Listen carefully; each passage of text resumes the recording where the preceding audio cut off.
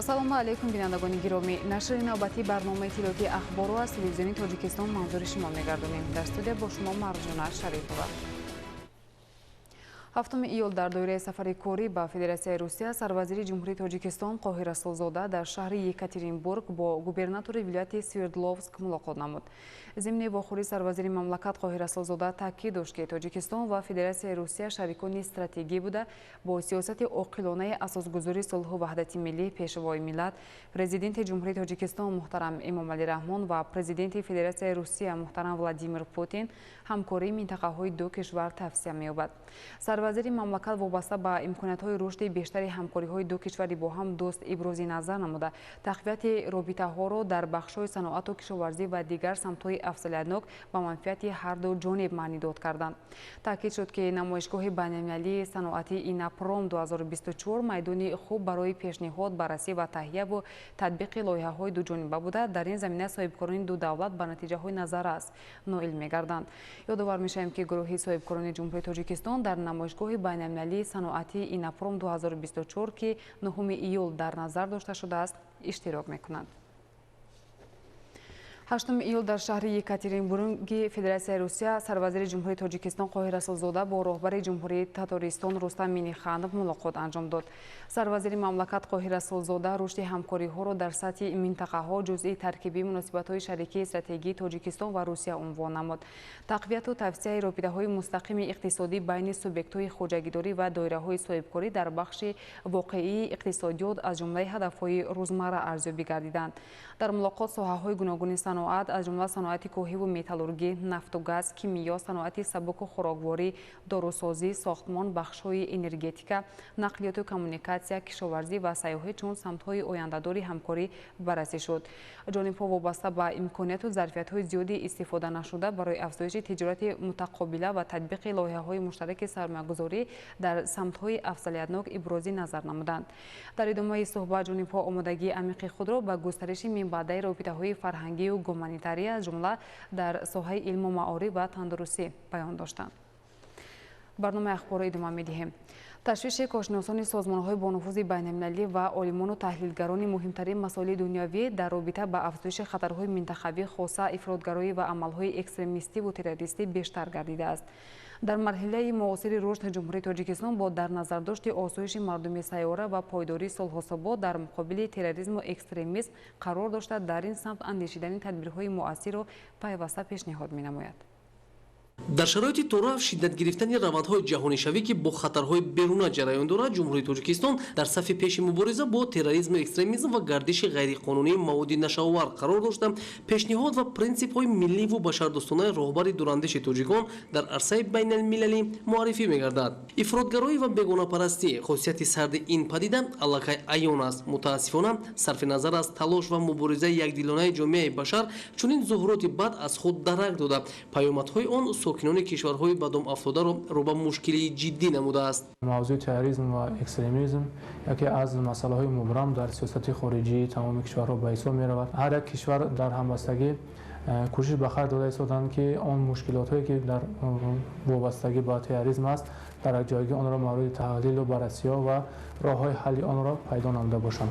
ҷумҳурии Тоҷикистон дар баробари касб кардани истиқлолият дар мубориза бо терроризм ва экстремизм кӯшишҳои худро ба харҷ дода истодааст. дар ҳамкории ҷумҳурии Тоҷикистон бо кишварҳои минтақа, созмонҳои байналхалқӣ ва бархе аз кишварҳои дурназдик Тоҷикистон кӯшиш карда истодааст, ки яке аз самтҳои ҳамкориро дар пешгирӣ ба терроризм экстремизм равона созад. ҳамоишҳои коршиносону мутахассисон дар робита ба баррасии масоили сиёсии минтақа ва ҳалли мушкилоти иҷтимоӣ аз ҷумла мубориза алайҳи хатарҳои ҷаҳони муосир пайваста идома доранд. мутаассифона раванди ифротгароӣ низ радикализм, ифротгароӣ ва терроризм идомаи мантиқии ҳамдигар буда ҳалқаҳои пайвастаи як занҷира маҳсуб меёбанд ва дар ҷаҳони муосир ба як хатари бузурги минтақавию байналмилалӣ табдил ёфтаанд.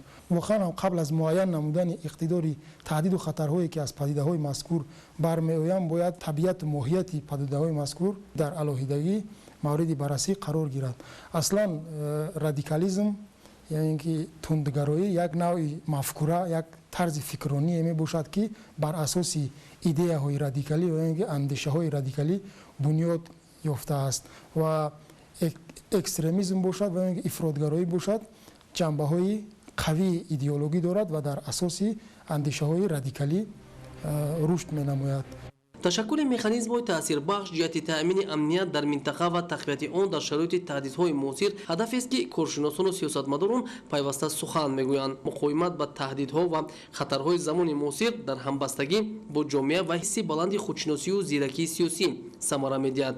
дар заминаи мутобиқ гардонидани фаъолият ба меъёрҳои муосир ва ҳамқадами замон пеш бурдани принсипҳои миллӣ яке аз рукунҳои муҳими сиёсати дарҳои кушодаи Тоҷикистон дониста мешавад. дар ин раванд такияи асосии давлат ҳамзамон бо татбиқи дигар нақшаҳои самаранок ба баланд бардоштани маърифати сиёсиву фарҳангии ҷавонон ва истифодаи мақсадноки нерӯи зеҳнии онҳо равона шудааст ки дар пешбурди бахшҳои гуногун нақши босазое хоҳад дошт.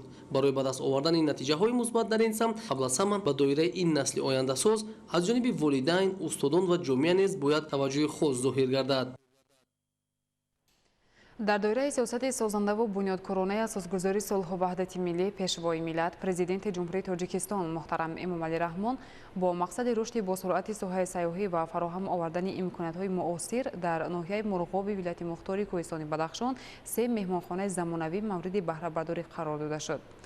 шарҳи Тоҷинисои Файзуллобек аз ноҳияи Мурғоб. давоми солҳои соҳибистиқлолии мамлакат сайёҳӣ ҳамчун самти муҳимтарини пешбурди иқтисодиву иҷтимоии кишвар маҳсуб ёфт ва солҳои охир ин соҳа ҳамчун самти асосии рушду пешрафти дигар бахшҳои мамлакат арзёбӣ мегардад ва дар баробари дигар шаҳру ноҳияҳои кишвар дар вилояти Бадахшон ин соҳа рушди ҳамаҷонибаи худро пайдо намуда таъсиси инфраструктури муҳим, бунёди роҳу пулҳо ва муайён намудани шароити хубу хизматрасонии сатҳи баланд василаи муҳими рушди минбаъда арзёбӣ карда мешавад. ноҳияи баландкӯҳи Мурғоб дорои беҳтарин имкониятҳои рушди соҳаи сайёҳӣ буда бо кӯҳҳои сарбафалак кашида, ёдгориҳои бемислу монанди таърихӣ, мӯъҷизаҳои табиӣ нисбати дигар минтақаҳо фарқкунанда аст. ҷиҳати муайён намудани шароити баланди хизматрасонӣ ба сайёҳон дар ноҳия ташаббусҳои нек ва қадамҳои устувор аз ҷониби масъулин ва соҳибкорони муваффақи ватанӣ татбиқ шуда истоданд. ин аст ки дар мавсими имсолаи сайёҳӣ 3 меҳмонхонаи наву муосир муҷаҳҳаз бо шароити баланди хизматрасонӣ мавриди истифода қарор дода шуданд. соҳибкорони ноҳияи Мурғоб дар пайравӣ ба дастуру супоришҳои сарвари давлат ҷиҳати фароҳам сохтани шароити баланд ва хизматрасонии муосир ба сайёҳони дохиливу хориҷӣ дар бунёди иншооти сайёҳӣ аз усулҳои нав истифода намуда биноҳоро бо шакли омехтаи шарқиёна сохта ба истифода доданд. дар бунёди иншоот аҳолии маҳаллӣ ба кор ҷалб гардида биноро дар муҳлати муайян ба анҷом расонданд. Я очень благодарен президенту Республики нашей страны и правительству, что они поддерживают предпринимателей, особенно по развитию туризма. Он очень хорошо поддерживает. Я очень рад, я даже бы сказал, очень большое спасибо. Поэтому я думаю, в дальнейшем буду развивать сферу туризма. И тем самым я здесь организовал рабочие места где-то на 10 человек. В дальнейшем будет на 15 человек рассчитано, потому что как поток туризма уже увеличивается, я могу набрать больше, создаю рабочие места. И при постройке вот этой гостиницы тоже вот местные населения в основном они работали. Здесь около 40-50 человек работал.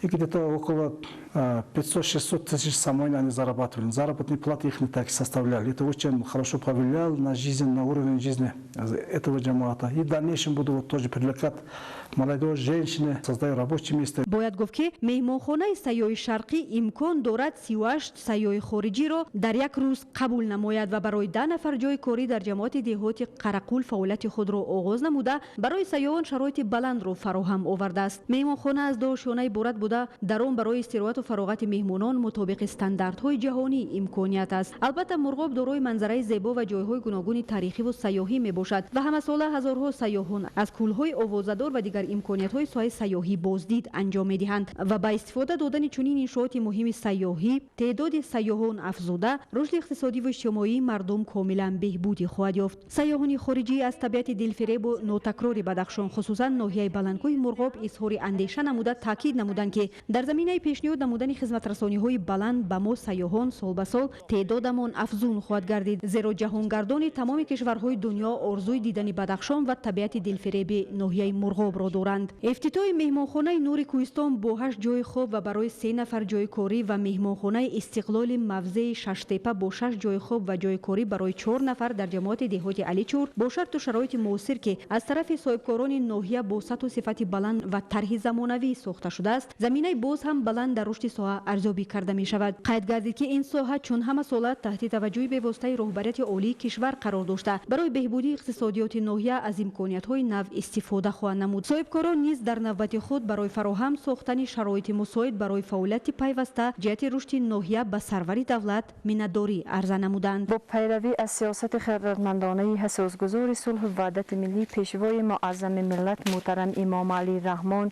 چنانه که در همه وقت سخنهای خود درباره سیاحی قید نمودند، امروز در جماعت دهات علیچور بنای زمانوی یعنی مهمانخانه زمانوی نور کوهستان به استفاده داده شد. مهمانخانه زمانوی که امروز گشاده شد از 10 جای خواب عبارت است و می تواند از امروز سیاحان داخل و خارج کشور را از جای خواب تامین نماید. باعث قید است که با شرافت استقلالیت و سیاست خردمندانه و انسان دوستانه اساسگذار صلح و وحدت ملی پیشوای ملت پرزیدنت جمهوری تاجیکستان محترم امام علی رحمان در اساس پرینسیپ درهای گشاده سیاست خارجی، جمهوری تاجیکستان در رده اول کشورهای امنی جهان و جالب برای سیاحان خارجی قرار دارد و این است که همساله واردشوی سیاحان به شهر و ناحیه‌های ولایت رو به افزایش دارد. ولایت مختار کوهستان بدخشان مکانی اساسی رشد سیاحان داخلی و خارجی دانسته شده، محض با فراهم آوردن اینفراستراکچور ساحه امکان دست داد که دوام سال روان از جایهای تماشاباب این گوشه تاجیکستانی بهشتاسا بیش از 16,000 نفر سیاح داخلی و خارجی دیده نموده است که در مقایسه با 1 سال اخیر 4 برابر زیاد می باشد. تاجنیسای فیض‌الله بیگ، کامل خوبانشایف، ناحیه مرغاب، اخبار. در دوره اقدام‌های سازنده، ساکنان ناحیه رودکی مبلغ‌های برای حج جمع آورده‌شان را برای تجدید راه‌های حدودی جماعت شهرک و دهات صرف نموده در روند آبادانی‌ها سهم می‌گذارند. گزارش در این خصوص. ساکنان دهه موج جماعت ترسونزاده ناحیه رودکی با برداشت از ملاقات اساسگذار صلح و وحدت ملی پیشوای ملت پرزیدنت جمهوری تاجیکستان محترم امام علی رحمان با فعالان و نمایندگان جامعه و خادمان دین تصمیم گرفتند که مبلغ‌های برای حج جمع آورده‌شان را در آبادانی محل صرف نمایند. ساکنان دهه عبدالکریمов ایدیبک، فیض‌الله عبدالله و جوریف سلیمان تشبث نشان داده در کار خیر سهم گذارند و این عمل خود را صدقه جاریه می‌دانند. تا امروز زیاده از 600 متر روی اساسی دهه موج منفرج گردیده نیت دارند که آن را تا 1600 متر برده رسانند. شکرانه وطن میکنم، شکرانه میکنم که در یک وطن آزاد، وطن خوبترین زندگانی میکنم. شکرانه پرزیدنت محترم میکنیم که ما را آزادی داد، ما را تنجی امانی داد. در دهه خدمو 600 متر اسفالت پوش کردیم. نیت داریم که با 1000 متر دیگر ما در همین قشلاق خدمو اسفالت پوش کنیم. برادران همه عبرت بگیره، قشلاق آباد کنه، قشلاقات را وطن آباد کنه. اهالی اقدام گرفته است که راه دهه ها را منفرش کرده جشن 35 سالگی استقلالیت دولتی جمهوری تاجیکستان را با دستاوردهای ارزنده استقبال گیرند. همزمان ساکنان دهه موج جماعت ترسونزاده ناحیه رودکی هدایت‌های پیشوای ملت محترم امام علی رحمان را سرمشق کار قرار داده نیت دارند که در آباد و زیبا گردیدن محل زیست خود نقش سازنده را گذارند. مسئولین اقدام و تشبث‌های نجیب ساکنان را به منفعت جامعه ارزیابی کرده ابراز نمودند که سهمگذاری در آبادانی محل و بنیاد انشاءات اجتماعی کار خیر بوده. از این لحاظ هر یک ما را ضرور است که هر گوشه و کنار وطنمان را باید آباد و زیبا نماییم. امروز در ناحیه فرخور معرکه جمع‌آوری زراعت‌های گوناگون کشاورزی به خصوص پالیزی‌ها ادامه دارد. خواجگیداران حاصل امساله محصولات کشاورزی را نسبت به سال‌های قبلی خوب ارزیابی می‌نمایند. شرح بیشتر در گزارش انورشاه سیدعلی‌زاده.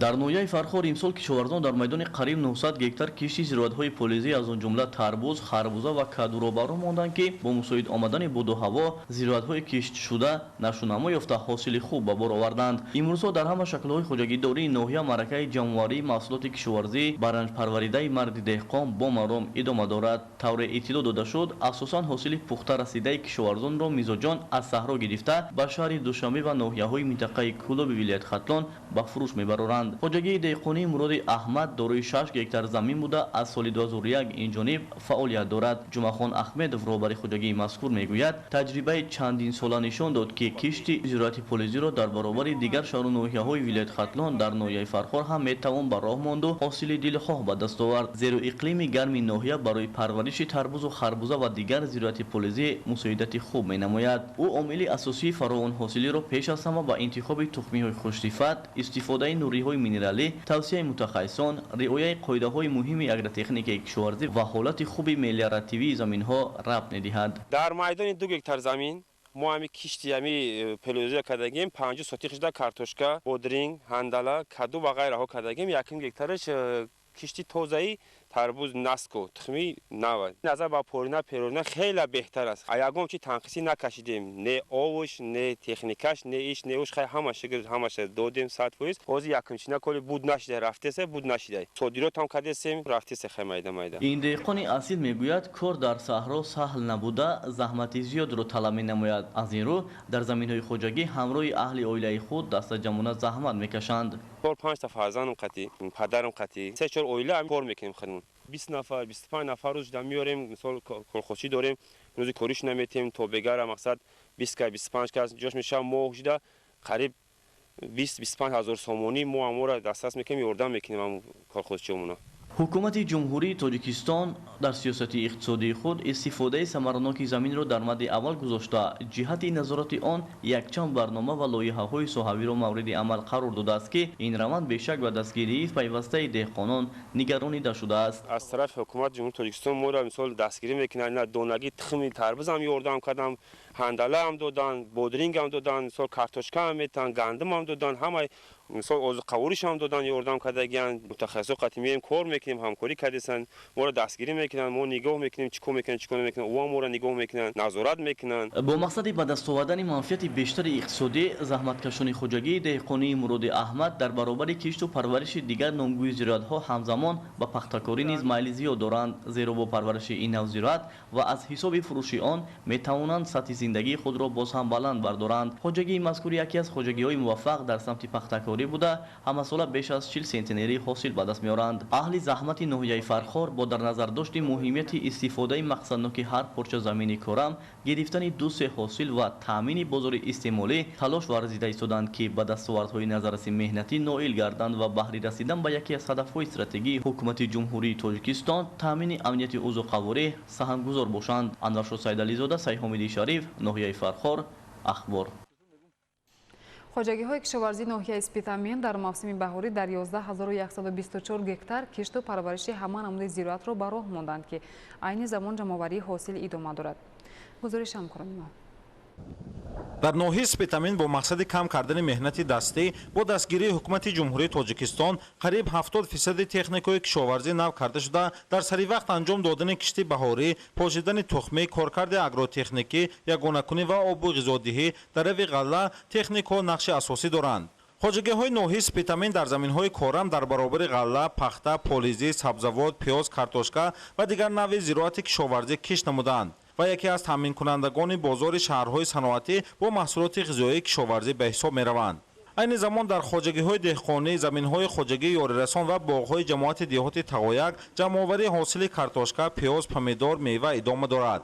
حاصل معیاری در زمین‌ها از استفاده ثمرناک زمین، مناسبت با زمین و مهنت اعضای خوجگی شهادت می‌دهد و طوری کشاورزان ابراز داشتند امسال نشونمای همه نمود زراعت کشاورزی و حاصل کشتی بهاری خوب میباشد. اعضای خوجگی در جماعت دیهات تقایق در قطعه‌های علاهیده کارتوشکا، پمیدور، جواری مکه و در مساحت بیشتر زمین پخته کشت نمودند. حالا در برابر جمع‌آوری کارتوشکا، پمیدور در قطار بین باغ برای دوره زمستانگذرانی چاروا بیدار و درو کرده در باششگاه‌های خوجگی ذخیره می‌نمایند. حاصل باغ درختان سیب نشان از فراوانی، برکت کار و حاصل زحمت را می‌دهد. از آن که حاصل زمین منبع تامین عائله‌ها به حساب می‌رود، سرور عائله در یک جایگی با فرزندان و دیگر اعضای عائله در این خوجگی جمع‌آوری حاصل سیب را انجام می‌دهند. این نوع سیب اساساً برای استعمال در دوره تابستان موافق بوده، دوام هفته بیش از 1 تا 2 تن سیب را به بازار برآورده پیشنهاد اهالی می‌نمایند. کشاورزان ناحیه اسپیتامین در عین حال جمع‌آوری غله‌دانگی مشغول بوده. 4164 گکتار ҳам баҳорӣ ҳам трамохӣ ғалладонаи киш кардагӣ буд. ҳозир дар айни ҳол 4035 гектара даравида ҳосили ҷамъоварӣ карда истодад ки ин миёна дар маҷмӯъ ҳам лалми ҳам оби 31 сентинери оби 40 сентинери ҳосили ҷамъоварӣ карда истодад. ҷамъовари кишти картошка 140 гектар дуннамо буд иҷро кардагӣ бо ҳозир ҳамун картошка ҷамъоварӣ карда истодад. миёна 230-300 сентинери картошка ҷамъоварӣ карда истодем ки ҷамъи ки 2070 гектар мо дуннамо дорем кишти такрория. айни ҳол 1440 гектар яъне ки 68% иҷро шуда. айни ҳол сабзавотҳо пиёз, зардолӣ, себ, помидор, бодринг, сабзи ҷамъоварӣ карда истодем. дар ноҳияи Спитамин ҳоло заминҳои аз ғалла холӣ гардида баъди ҷамъоварии картошкаи барвақтӣ, пиёз ва ҳосили кишти аввал кишти такрорӣ ба роҳ монда шуда, айни замон аз 2070 гектари пешбинӣ шуда дар 1404 гектар замин кишти такрорӣ гузаронида шудааст ки дар ин самт ҳоло корҳо идома доранд. бинандагони гиромӣ, нашри навбатӣ барномаи иттилоъотии ахбор хотима меёбад. саломат бошед.